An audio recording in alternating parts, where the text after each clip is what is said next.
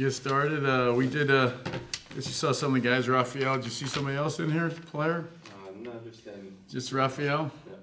Yeah. Well, we had a practice. We were in reading week right now, and our schedule's kind of strange with having the usually have a middle of the week game, but obviously we had so many last week.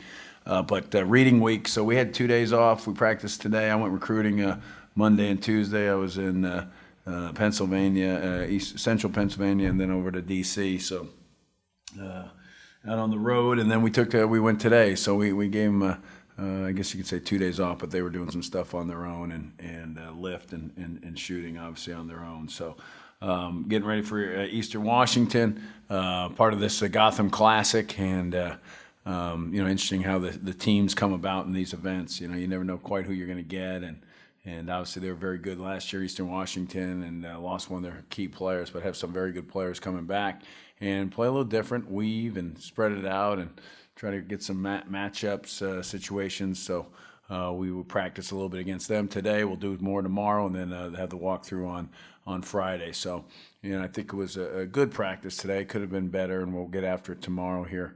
Going those 2 days off are always a challenge in between, but they needed a break away from us and also academics and getting focused for that. But everybody's pretty healthy. Roselle still looks like it's going to take some time on the foot, and everybody else looks pretty good out there as far as health. What do you know about Eastern Washington in terms of this year? Yeah, I mean, they've got some good wins. They play tonight. They play Davidson as part of the event tonight. So we'll get that video as we get ready for them. So they're 5-3. They've just beat Great Falls in their last one, non-D1 game, and they had a couple of those. But they're a team that, like I said, they're different. How they play. I'm trying to think of a team that kind of reminds us a little bit. We played a couple of years back was Oakland, kind of spacey on the floor, drive, a little weave, dribble, drive, offense. I think this coach was a Division, I think it was a Division II coach out west, and has got it going with some international kids, and obviously the kid last year that had such a great career there. So I used to watch them familiar with when we played in the Big Sky when I was at Northern Arizona, and so they were a team at Northern Arizona in the league. Now it was an 9-team league when we were there. Now it's 12. They've added Northern Colorado, they added North Dakota, and Southern Utah to the league since we were in there a long time ago. So, again, not huge, but 5 guys on the floor, almost interchangeable. I'd say it's the biggest thing that stands out about them. This Gotham Classic, you're playing 3 here and 1 in New York. Would you prefer, if you play these events, to play 2 on the neutral floor? Would you like that better? Yeah, generally. I mean, there's all different ways. Obviously, we did Maui last year. We've done 4 home games. We were, I think, one of the first teams to be in a 4-game event. And I think one time we got 4 games at Florida State as part of it, the event, back when we were the Big East. So there's all different ways of doing it. This one, we obviously like playing in New York. We booked these things. I would say this one was probably booked 5 years ago when we signed up for it. So, you never quite know who you're going to get. And but I think the good thing is that the teams that we got at Eastern Washington's good. Morehead State's been very good. And then Western Carolina, I don't know a lot about them at this point right now, but it's important on those teams, especially in RPI, as to who you get, and hopefully you get good teams of those other ones, and you never know. And like I said, you book those teams, and you think you're going to play. Davidson was a team that never came up in conversation, and so early on. And then last couple during the summer, it sounded like it was going to be Davidson. So I think they're really high in the other 4 in RPI or something at this point here right now. So it's obviously early and it's not real reflective, and there's still some inconsistencies with that RPI obviously now. But there's some good things about this event. Obviously the Garden. We usually like to go 2-2, but it factored in. And with that, we kind of had the Japan trip and a couple other things factored in. That's how we ended up having that non-D1 on the schedule right after Japan. So, that's how it came about. But those events, we want national TV, and you want um, uh, play at a place that you like playing at or recruiting at, or for obvious reasons. I feel like Friday should be maybe as fresh as the guys have been in a while. I mean, not just a week without a game, but also like you were mentioning, Sunday didn't have to play a lot of the guys heavy minutes against Central. Yeah, I mean, it's so long ago that game. Sunday, but they got academics. I don't know if that's freshens you up or doesn't. I mean, they've got a lot of stuff. They got finals this week. Some classes have finals this week. Papers do, and they'll be going on throughout the weekend too as well. I mean, we have Saturday. We have to adjust our practice because we have some guys that have some classes and some projects meetings as part of their classes. So. Presentations. So I mean, it's this time there's always I always hesitate. I always laugh when we get the question. This year, you didn't by our schedule. You couldn't tell which was our finals week because of the Friday and the break in between. But I always say, "What are you guys going to do this week off?" And he's like, by the way, kids are in classes and they have finals, and that's why there's no games for a stretch there. And so they're keeping plenty. It's not a break, and oftentimes you don't get the practices during those times too. You think it looks like there's a 7-day break, but oftentimes we're going to give them 2 days off for finals and the things that they may have to do academically.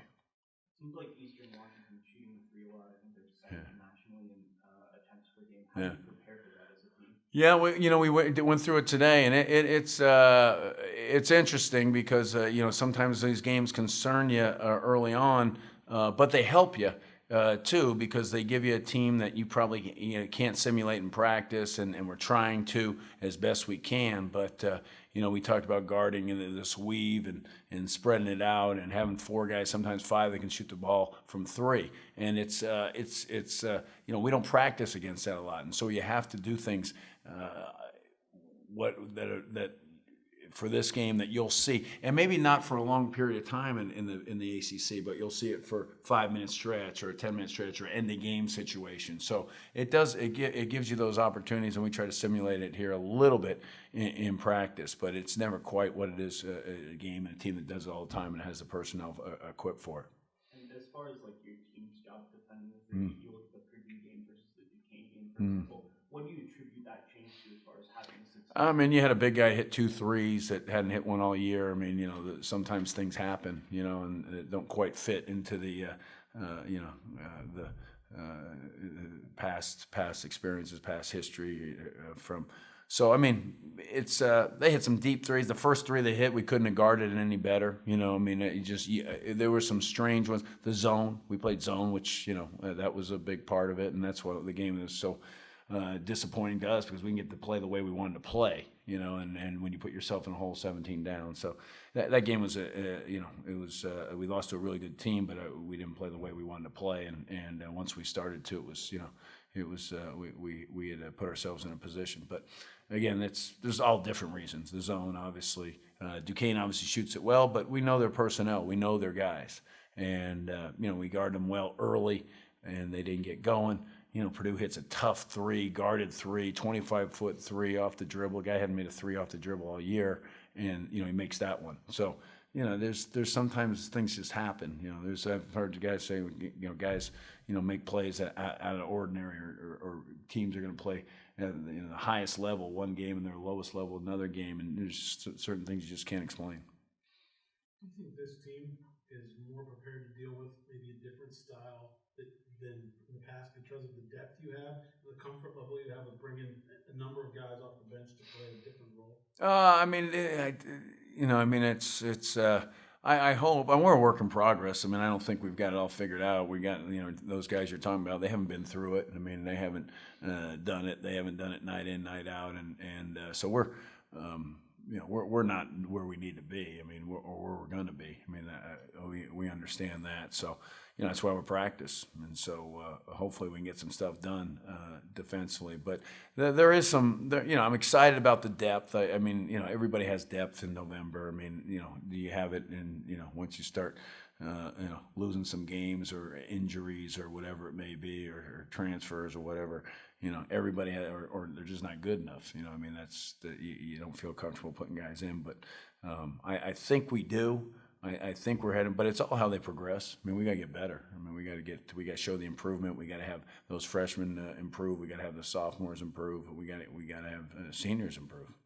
Is Raphael starting to separate himself a little bit? Yeah. He wanted that position. I think he had a good day again today. I mean, he's in far better shape. He's running better.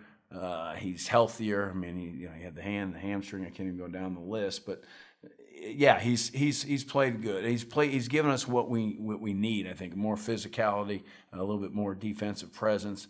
He blocks out, but I think as we've seen, we haven't had that. We need to have the defensive presence at that spot for 40 minutes and rebounding as well, or their guy can't get that rebound, the guy they're matched up with. So there's we're not set in it by no means. Jim, you talked about Raphael for a minute. Yeah. What was it about him? When he was out there looking for another school, Right.